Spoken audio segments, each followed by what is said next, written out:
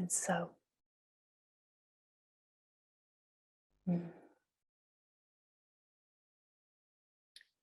this deepening into being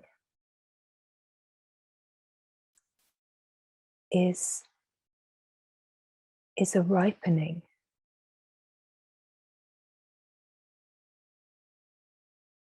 And the ripening is the falling away of all the egoic patterning and distractions that have become habitual in order to live this truth fully in the transcendent and fully on the surface of life simultaneously as utter wholeness.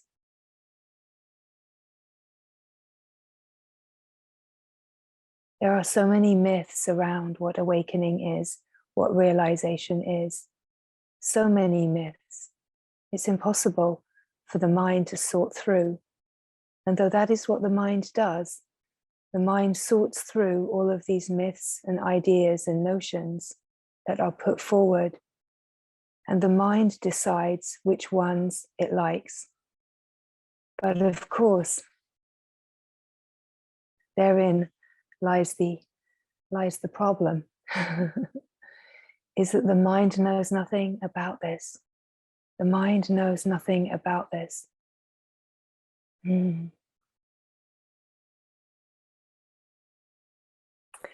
So that is why we have to trust the flow of grace that is life.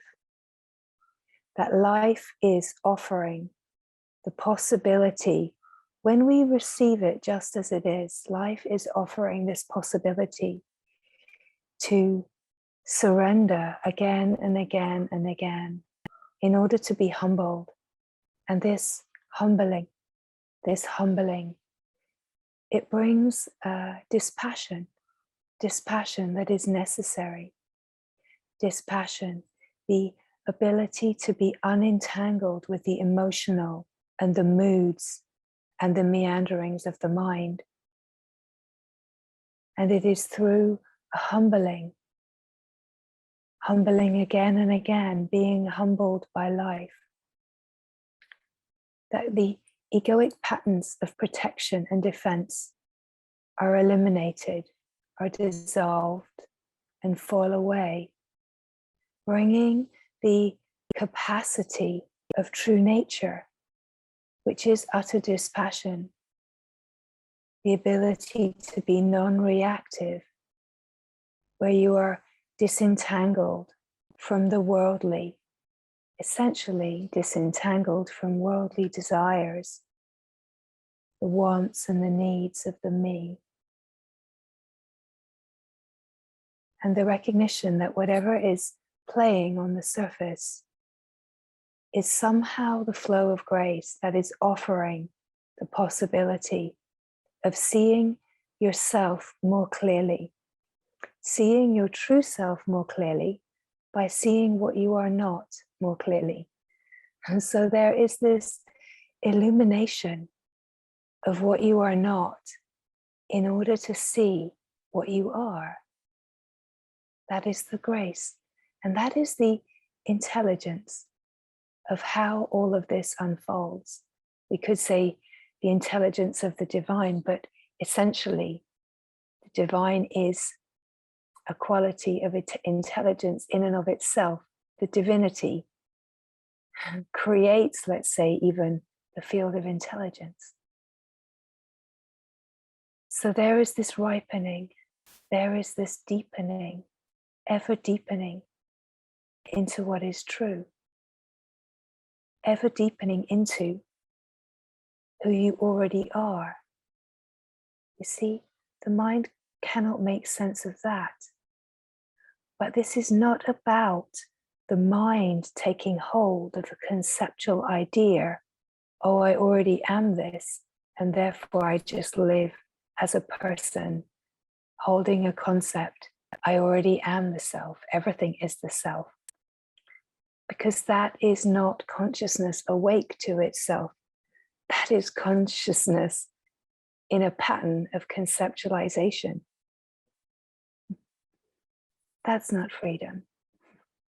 So there is this ability that comes as we come to recognize presence, recognize the being, recognize the still, unmoving presence. The immensity of this presence is to recognize the immensity of yourself, to recognize the immensity of this presence, the stillness, the unmoving, unchanging nature of this presence. It brings this possibility to discern between what is real and unreal. Again, part of this ripening, the innate ability to discern what is real here, what is true here, is the being, the unmoving, the unchanging. What is not real here is the temporary, transient. So perhaps as these words come, you can recognize how this maturing happens, how dispassion is, let's say, being developed, being humbled into greater and greater dispassion.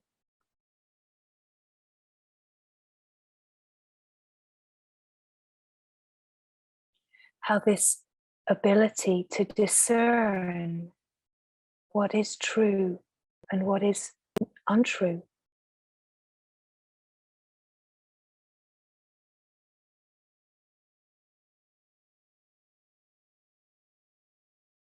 And deepening into the being. The recognition that this moment here now, the presence of being just is. And when you come to feel and recognize the simplicity of this presence, can feel the stable, immovable nature of this presence. Yes, this presence is who you are, but it is not who the me is. It's who you are in truth. And the ability to discern, this is the true being, and this play of the moving, changing is the character, is the dance, is the divine play.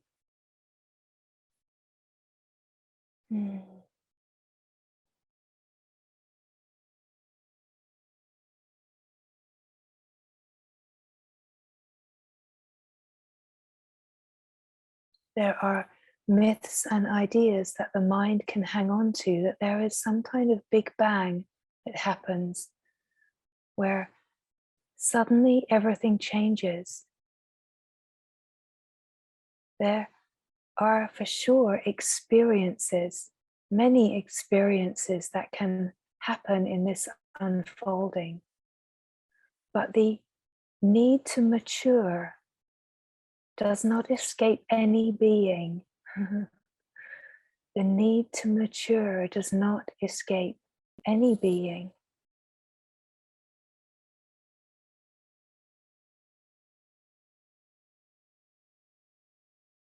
There is a requirement to be so honest, so true with yourself. Being true, being honest with yourself brings forward the ability in its own simple way to have an autonomy, to trust so deeply the self that you are. But it starts with an honesty which is the shining light that can see where the mind and the me is getting involved and conceptualizing, holding beliefs, holding ideas. And of course, in this unfolding, there is so much that cannot be seen, that is unconscious, and it can only be seen when it comes forward. So they're the grace of the flow of life that brings forward what is unconscious in perfect timing. And so as the unconscious gets brought forward, then the discernment, then the dispassion. Is there reaction? Is there a me taking it personally? Is there the ability to just rest and see, to discern what is real here, what is unreal here? Is there reaction happening? Is there the ability to just watch and be with the resistance or stress that's arising in the nervous system? Again, these are all in process of deepening, and this is the maturing, this is the ripening into the deepest possibility of realization in this lifetime. We cannot take this lightly, and we cannot allow the mind to hold on to notions and ideas about what this is all about. So this is where we speak of this honesty.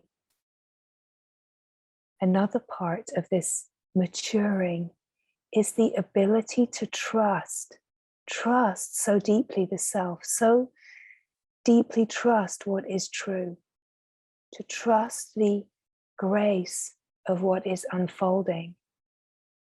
And that when there is a resting in the being and an ability to be still and watch, that there comes with this a trusting, a deep trusting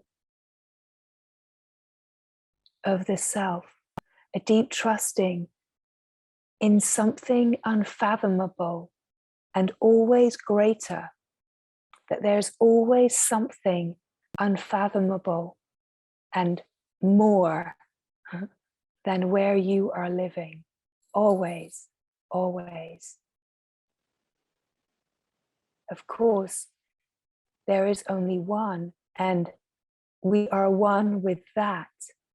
And yet there remains a sense of, let's say it's in the sense of the unknown, that the true nature is the unknown. And in that unknown, in the immediacy of the now, there has to remain that unknown capacity, that there's never an arriving, there's a deepening into the unknown, the unfathomable. There's not a landing in some kind of idea of having arrived, having gained or achieved or attained anything. Let's say that the recognition, it's a living recognition, it's a living realization.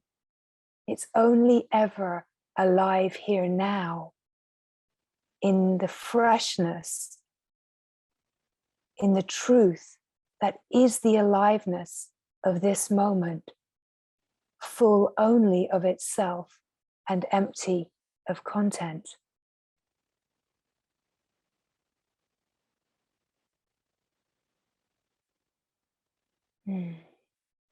There is a one-pointedness, and the one-pointedness,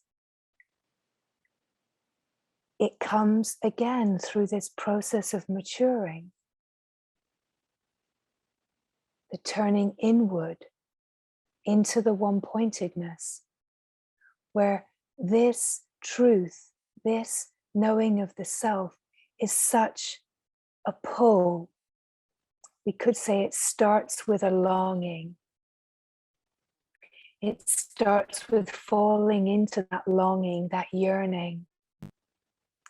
It deepens in maturing into a quality of devotion that's very, very pure. But essentially, longing and yearning are qualities of a devotional heart. There's something inside that is recognizing a pull into the unfathomable, a pull into the divine, a pull into your nature, a pull into truth, to freedom, to God, a pull to know beyond all question the unknown, the pull to live in the paradox, the paradoxes of living realization. The grace of the paradoxes of living realization is that the mind can never ever figure this out. And yet there is this deep resting, this deep, incredible resting in the glory, where there's nothing attempting to figure anything out, but there's a making sense. There's a making sense within the realms of the being, of the divine nature, of the true nature. Everything makes sense in a way that cannot be explained. And again, this is part of this maturing, that there's not a need to attempt to find answers in the external, because the inner knowing of your true nature is the field of intelligence that takes care of everything. But it requires the ability to rest deeply in what is true, to rest in this autonomy that comes as part of the maturing. The ability to recognize deep within your own self what is true, and to recognize that what maybe doesn't feel settled or maybe is alive as a curiosity, it is in the resting, in the self, in the being, exploring your own consciousness in order to consciously awaken to all parts of your own consciousness. So of course here, your own consciousness is not personal. Your own consciousness is consciousness itself, growing in conscious awareness of itself. And as it grows in conscious awareness of itself, it settles and settles and settles. It settles into the knowing of itself, the knowing of its own presence, the recognition of itself. There is this incredible wisdom in the unfolding.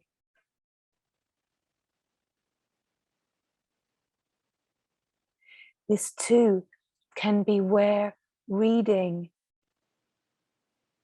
texts that are, let's say, scripture, not books that are interpretations. Of course, the mind will go to these books that are interpretations because the mind has a fascination, but interpretations are tricky. Interpretations are tricky because they are coming through a filter, and often written through filters of beings where there are still qualities of mind and interpretation happening. It's not that there cannot be some beauty gleaned, but it is always with interpretations to just allow the resonance to become enlivened, and be very aware of if the mind is just looking for more knowledge, because the mind looking for more knowledge is essentially a distraction. Whereas scripture, text, which is perhaps the shruti is where rishis have cognized and brought forward the Veda, the truth, the simple truth, the living field of truth. And here there is a quality that has a purity. So we could say in any tradition, it is to, if there's a pull to read, and it can be very enlivening, it's to go towards something that has a very pure resonance, that's as close to the original cognizing of truth. Because in this you will find something very pure, and you can immediately tell, because it has an enlivening transmission immediately. Suddenly the self that you are is ignited and enlivened, can feel it as the aliveness of your own presence, right? So here there is the possibility of enlivening what you are, bringing alive the remembering. But in truth, what brings alive the remembering, it may look like it's outside of you, but it's secretly not outside of you, right? So this is the difference between books that are interpretive and true wisdom, true transmission, is that true transmission is yourself speaking the truth that's enlivening the remembering. Books that are interpretation, although they will bring certain qualities of resonance, they will also be feeding the mind. And it can be very stimulating for the mind, very exciting. But then here, the ability to discern what is real and necessary, what is unreal and superfluous, right?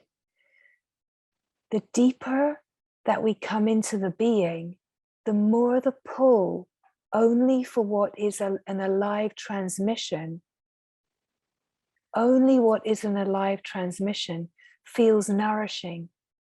At some point, books that are interpretive, that at some points of the journey would have felt very nourishing and supportive. At some point, let's say the resonant frequency just doesn't hold anything anymore. We could even say that perhaps you are resonating beyond the frequency of the being that wrote that book. It's very, very possible, especially in the world now where there's so much interpretation being brought forward as truth. But pure truth is simple. Pure truth is so incredibly simple. And in the maturing, you come to the ability to discern that simplicity and not be pulled in by, let's say, in this Kali Yuga, there's a lot of delusional sharing out there that claims to be truth. That is not pure truth. It can be very diluted, interpretive sharing. So, as we are speaking here about maturing, we're speaking about maturing. We're speaking about deepening into the being. That as soon as you have had one clear experience that you are not the person, you are connected to the awake field that you are. every experience of this recognition is different, can be very, very deep, and you can fall right in and feel like that can never be lost. Or it can be a little lighter. It can be a glimpse, a taste. Very, very variable, very variable. And this can be called an awakening. It's not realization, definitely not realization. Although in the play of the world too, it can be called that. So this is where, again, that discernment, and actually not getting concerned too much with words and language and how it gets used, but to recognize in the maturing that there's an ability to discern the real from the unreal, to recognize the transmission, recognize the peace that is true nature, right? And to trust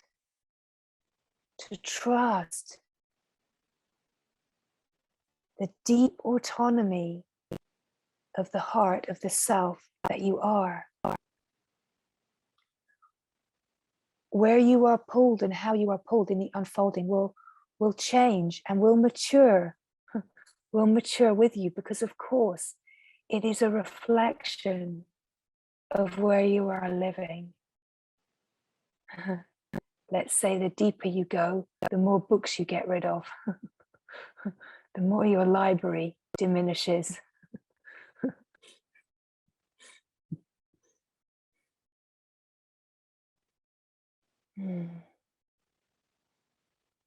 It's not that everything that is in your field has some kind of possibility of reflecting something back to you. But the deeper you are living, the more ability there is to discern what is being reflected back to you. Is what is being reflected back to you some thread of ego sense, that where the ego is being nourished and finding a sense of its own fullness, right? The ego can feel like it's getting validated and confirmed. Often things like astrology will do that, right? Where the ego says, oh yes, that's me, that's me, that's me, right? It's trying to understand more about the me, right? Just an example. There's many ways, but then this ability to discern, where is the ego saying, oh, I'm enjoying that, I like that, I feel good with that, it makes me feel better, it makes me feel very alive. But there's a very, very different resonance to the self knowing itself. The self knowing itself, the being, just being, is deep and still and unmoving. It has no value for the me. Has no value. Is not something necessarily that the me enjoys. It's a deep feeling of your vastness, of your infinite nature. It's here now, and it feels so free and alive. There's a different quality. So let us clear up one little area that's I can feel in the field, and that is that there can be things that you enjoy, right? Like creativity and music, nature, and that's not exhaustive. There can be many things that you enjoy that fall into where it brings you alive in truth.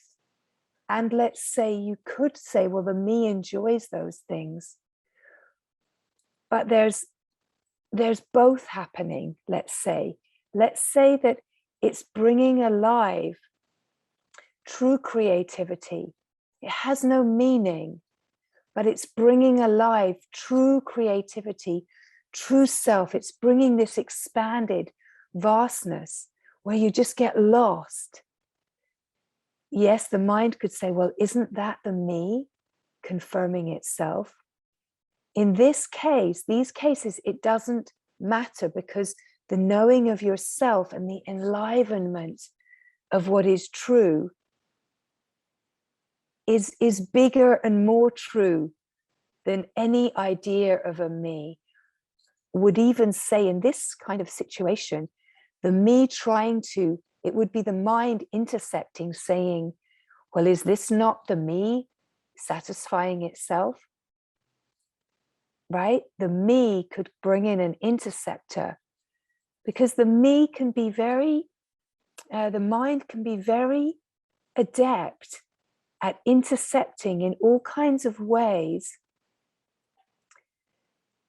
that even seem like they're in alignment with truth, and they are in alignment with truth. But in a way, let's say the mind could be too strict. So anything that nurtures and nourishes that you get lost in, let's say music, nature, food, creativity, like deep, soulful connection. And again, that isn't exhaustive. It's to meet in the love in everything. If there's an enlivenment of the field, an enlivenment of love, of truth, if you are immersed, even in activity, but you're so immersed that you are just lost, this too is an immersion, let's say in pure creativity, in creation, but it's where the immersion in creation is carrying you to God, right? It's an immersion in creation where you know who you are, you know what is true, and the immersion in creation, there's no separation in it, right? So we're clarifying a lot of things here. We're clarifying, and in the clarifying, we're bringing forward more of an ability to discern who you are in truth. This unfolding is an incredible disentangling from identity, disentangling from the sense of a me that is separate from the whole, to open to being the transcendent field, open to see that you are not the person, that you have never been separate, that you are not the individual person, you are not an island. You are the vastness, you are the infinite unbounded. You are the eternal now. You are the timeless being. You are the undisturbable peace and the simple joy and contentment in knowing yourself without any cause or reason for the happiness and the joy. You are this. This is the immaculate being, the immaculate purity that you are.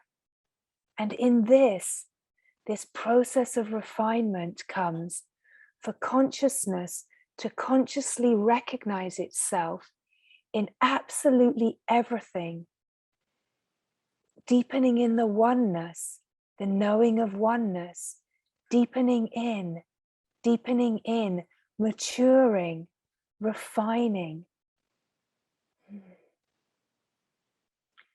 Let's say coming from a cosmic, expanded, universal consciousness. Oh, let's start at the beginning. Coming from the witnessing consciousness to the cosmic universal consciousness, and through the process of refinement, coming to the unity consciousness. The unity consciousness is a process of refining and refining, deepening and deepening. It is not the me that is refining, it is consciousness itself refining as it remembers itself in and as everything. And this is where the great humbling is taking place.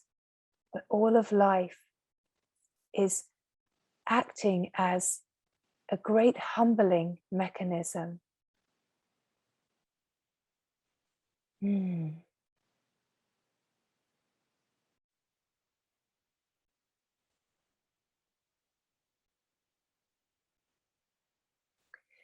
And in this, the maturing, in this, the deepening, the felt sense of who you are, it shifts and it changes. It gets deeper, it gets clearer, it knows more of itself. And as it knows more of itself, there is more dispassion in the true nature. The dispassion of true nature is not moved or shaken, does not get tangled up in the play, the moods, does not get reactive, right? So there starts to be a noticing that reactivity lessens. There is then this ability to recognize what is the play, what is the character, and who are you in truth. And as this deepens, there is, let's say, a constant integration that happens where you recognize the truth as consciousness, in consciousness, as the transcendent vastness. And the integration happens that this is then lived on the surface. So you're not pulling away from the world. Let's say the cave is in your true nature, the cave of the heart, the cave of the self. The silence is your true nature. In this maturing, there can definitely be the pull to pull away from certain environments, pull away from busyness, but you're not stopping engaging. There's natural changes that happen because the ability to discern what is real and unreal pulls you away from situations that are false and no longer enlivening, no longer enriching and nourishing. But the view changes, and there's still an engagement. There's still an engagement. You know who you are. You know who you are as the transcendent. And as the transcendent field, you engage in the world, in the play of the world, in the knowing of who you are, ever growing in the recognition that everything that is playing as the world is also yourself, is the self. And there is a requirement of engaging in order for the refinement to happen. So the view that you have, the play of the life, is exactly what is needed. And it shifts and it changes in perfect divine timing as is needed. Relationships fall away, jobs change, locations change, things shift and change. And this is the evolution of consciousness within itself, ever evolving, ever deepening into itself, maturing, ripening.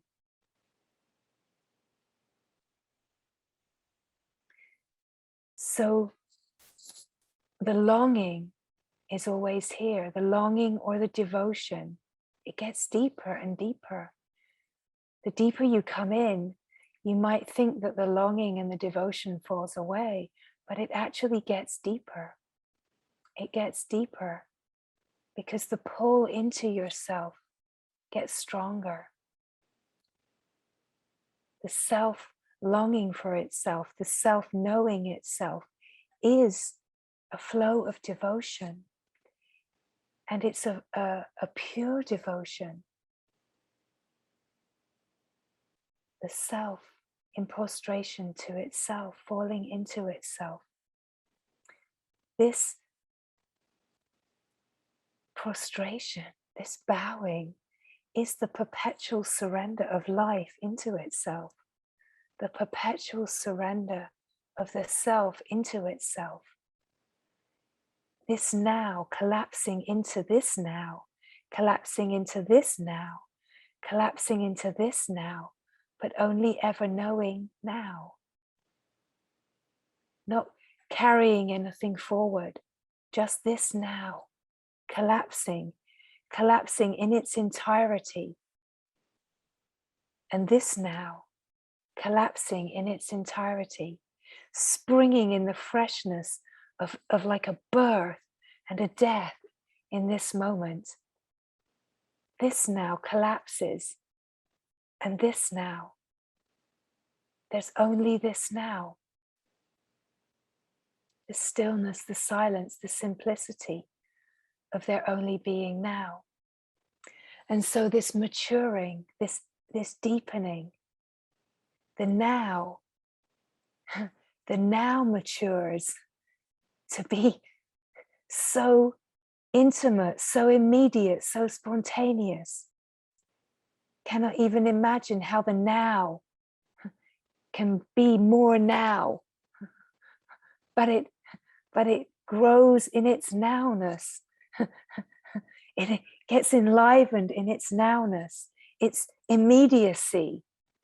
And its immediacy is the presence of presence being present to itself with no strings attached, no tendrils going out. And the less there are tendrils going out, more immediacy in the now, right? More maturing in the quality of the nowness. It's so present, so present, so fully present. Nothing else, just this, just this, just this. Here, here, here, right? The same matures here, that wherever you are, here you are in your entirety. So here, you're not speaking of the location. Your here is so here that it's absolutely got nothing to do with location. That your here is so here that your here becomes more regardless of location. That the meeting in the oneness is so profound. Here, here, here, where?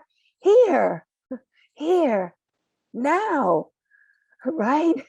Presence, so present. What is here? Just this, just this, just as it is. Only this. What is this? It is the self. It is yourself, where there are no tendrils of attachment, no feelers going out into the external, no threads entangled in ideas of past and future, no threads entangled of stories, no threads entangled in protection, in defense, and me and mine. And is this moment safe? Is it validating me? What does it mean for me? Do I like it? Do I not like it? Evaluation, interpretation, right? No threads of that. What is left? Just the immediacy of yourself. So alive, so happy, so here, where? Everywhere. right? So here, knowing itself in everything, that nothing is a distraction, because the knowing gets deeper, the knowing gets deeper. So then the immediacy of now, the profundity of here, the stillness, the presence, it matures in your direct experience.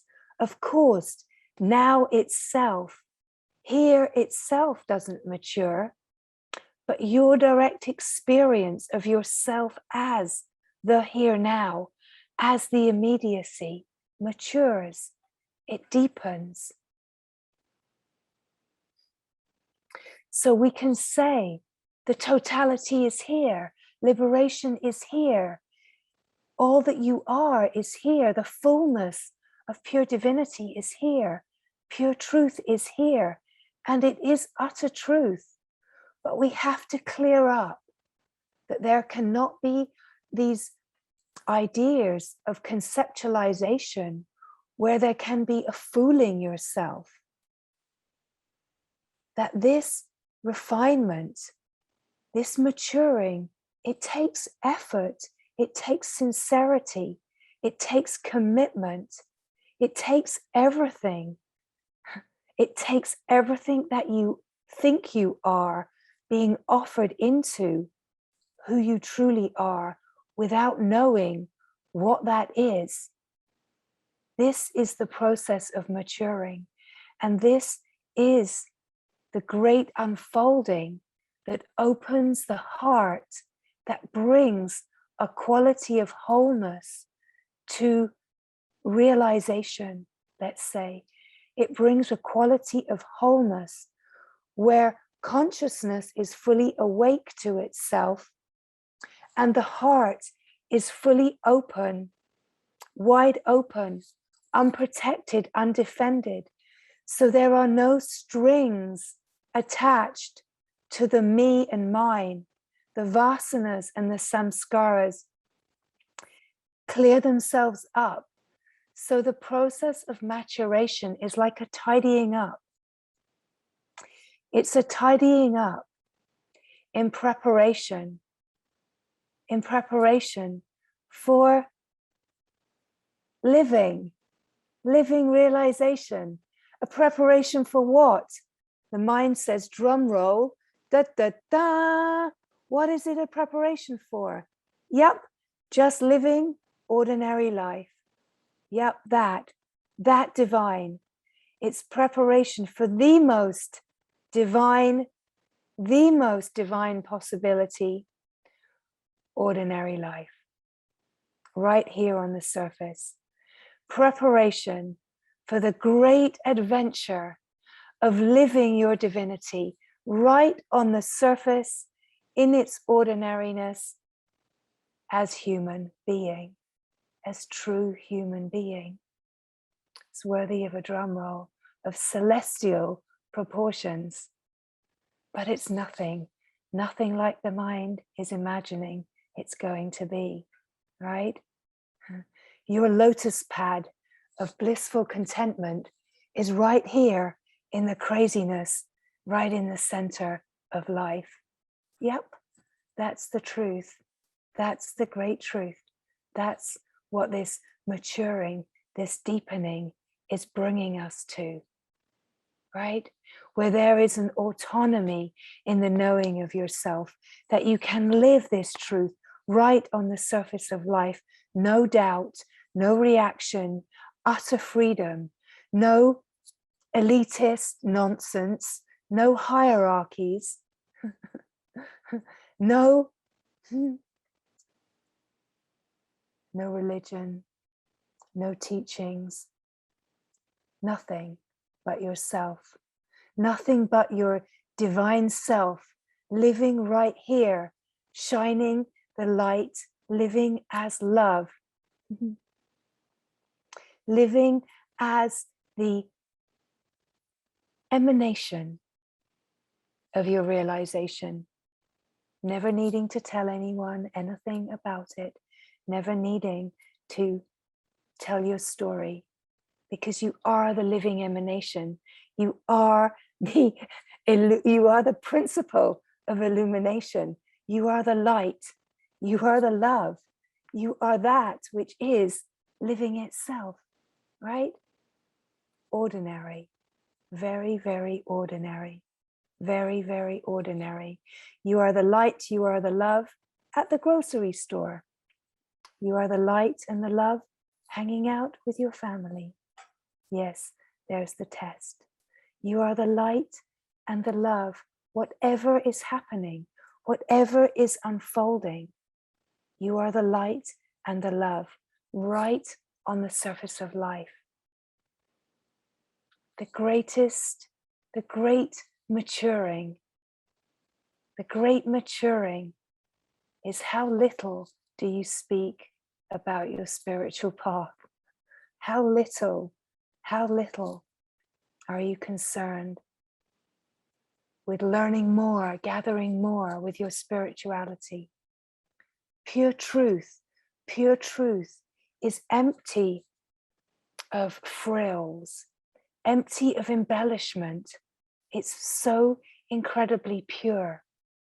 Some beings naturally in their laws of nature will have flavors where certain qualities of devotion are heightened, right? Even though there's a naturalness of devotion. Certain beings will have laws of nature that are much more stripped back. There is no right or wrong.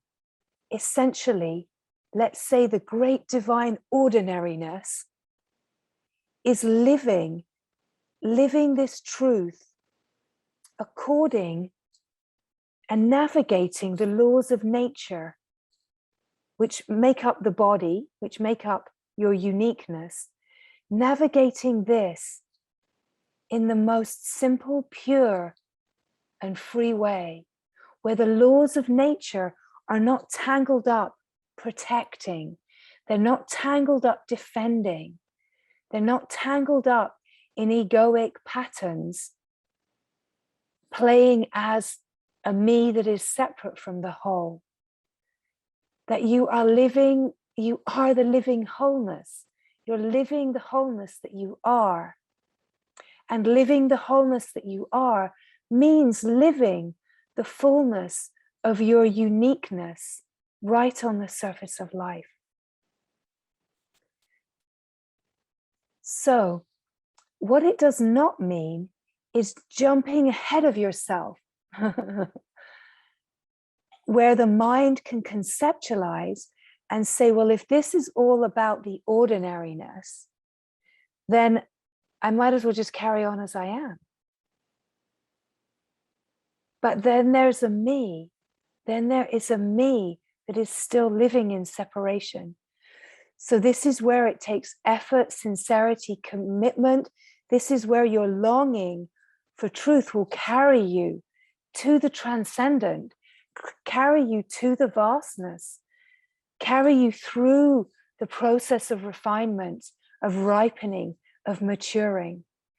And let's say this process of maturing is the ability to spontaneously and wholly make the choice to immerse yourself in the knowing of what is true.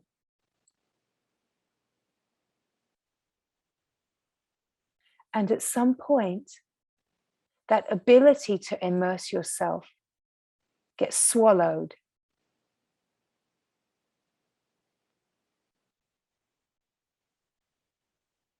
It gets swallowed into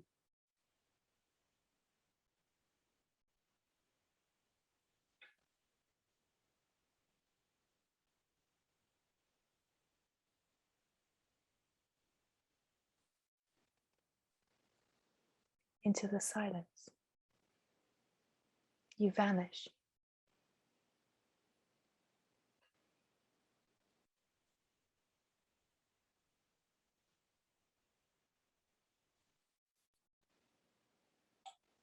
Any sense of even being a self that can be absorbed in the self vanishes.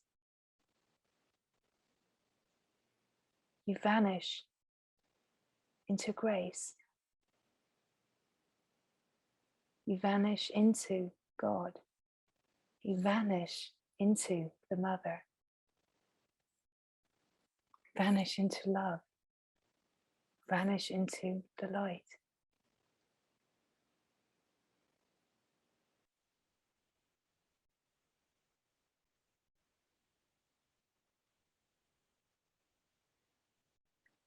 You can feel that vanishing before it happens. Fully, let's say. Part of the ripening, part of the maturing is you can feel the vanishing. You can come to the vanishing. You can come to the felt sense of having vanished. And as you come to the felt sense of vanishing, nothing, emptiness, utter emptiness,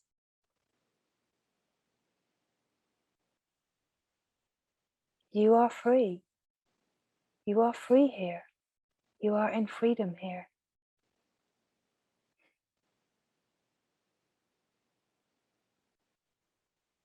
And the rest is the unfathomable, unknowable.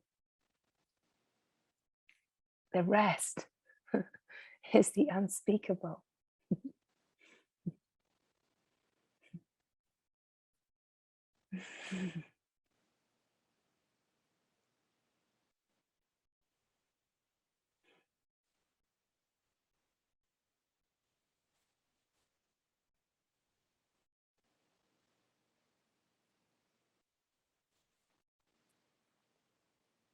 You vanish by virtue of this process of refining and maturing. You vanish again and again. You vanish again and again. You vanish again and again and again. And every time you vanish, you feel like you have really vanished. And then suddenly you vanish again. And then you stop counting, you stop measuring. You just live as the vanishing.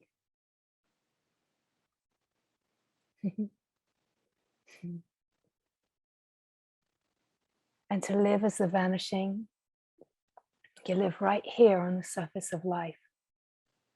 Ordinary life.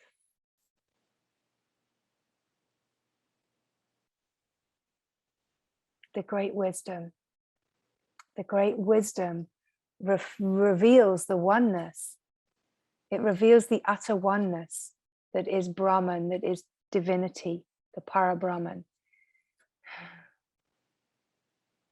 And then it reveals itself as in its oneness, that it's all there is. It reveals itself as a oneness that plays as whatever is being seen. God playing in God. And then the ability to live fully integrated, fully engaged, of course, according to the laws of nature.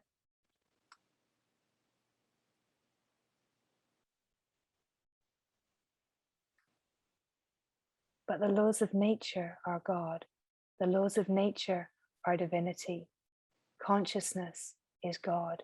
Consciousness is divinity. The process of refinement is God. It's all there is. And that is what is in the process. That is what is in process. So the process, the play of the process is to be cherished. Yes, you are the timeless being that is ever present here now. But the play that plays is the relative, that plays is the conventional. The play that is the process It is to be cherished, to be relished, not as a me,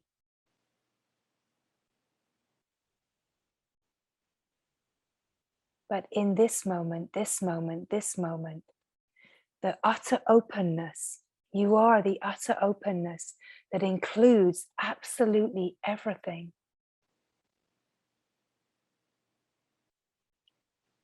And in the utter openness, the equanimity of your true nature, of the being.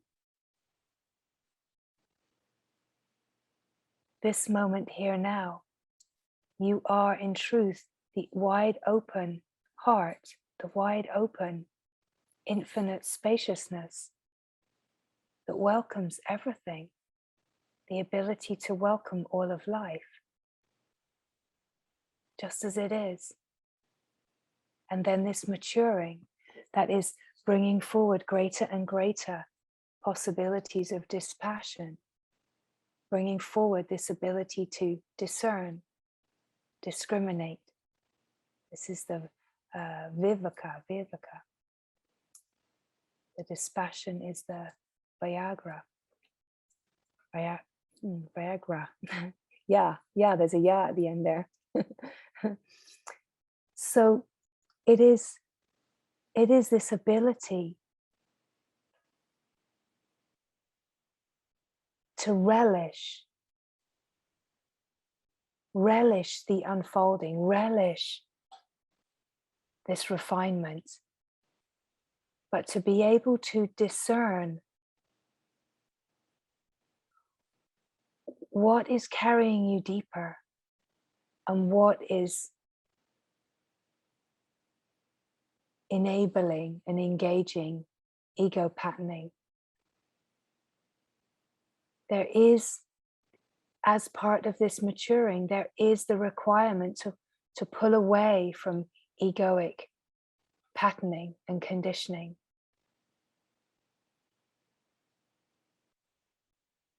Some ways that this truth gets spoken in the play of the world tells you that there's not. And that is not true.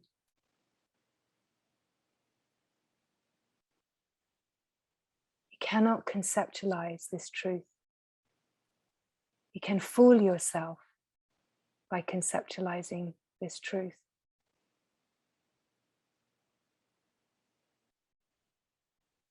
But truth is being the living truth that is absolutely honest about what is happening here. And it's receiving absolutely everything, whether there's gorgeous beauty and bliss, whether there's crazy turmoil and stress, whether both are happening. It's not to favor the bliss and try to get away from challenges that life is bringing forward. It's to fully receive all of it, but to receive all of it in order to mature, to ripen in dispassion, in non-reactivity, the ability to be able to discern what is real from what is unreal, what is nourishing the deepening, what is maturing, and what is distracting and pulling away.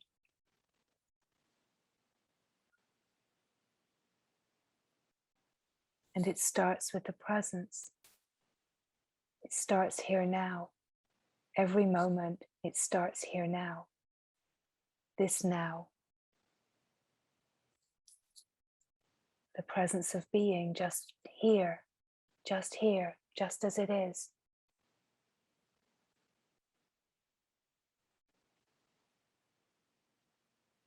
The felt sense of your own existence. Just being here. The simple, silent awareness that is right here, that generally can be felt as the background. When the attention falls away from the worldly, when the attention falls away from thoughts and things, attention falls into itself.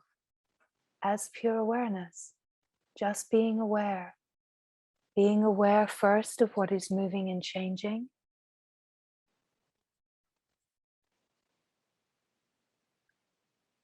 and being aware of itself just being here. This is the simple truth.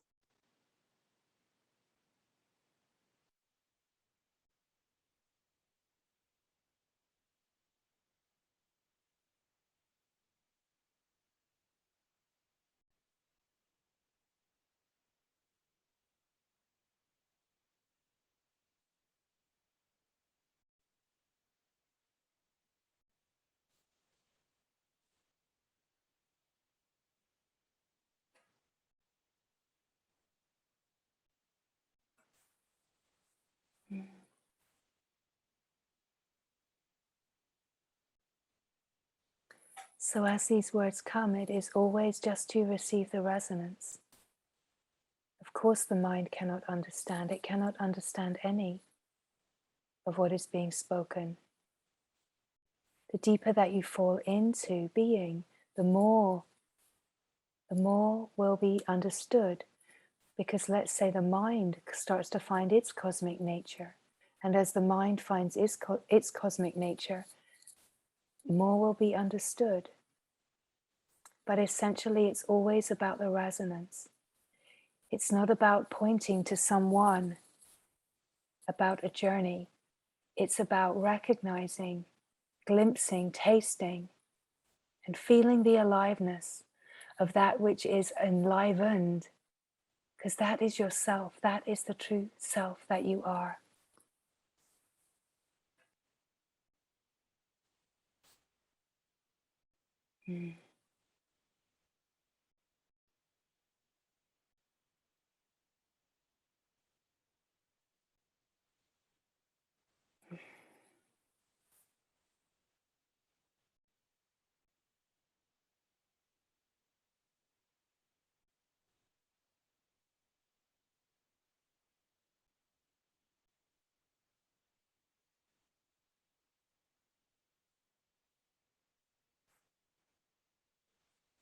To be here wholeheartedly in this moment, recognizing the felt sense of being that is underneath the play of all that is moving, changing.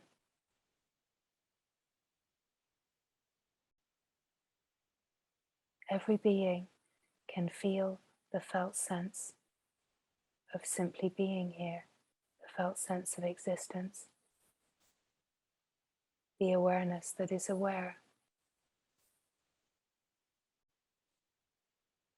And as there is a refinement and a culturing of the nervous system, the ability to come deeper and deeper and deeper into the presence, and then the maturing and the maturing and the maturing of consciousness, maturing in its knowledge of itself, where there is direct experience. Direct experience is not the experience of someone. Direct experience is where consciousness is experiencing itself.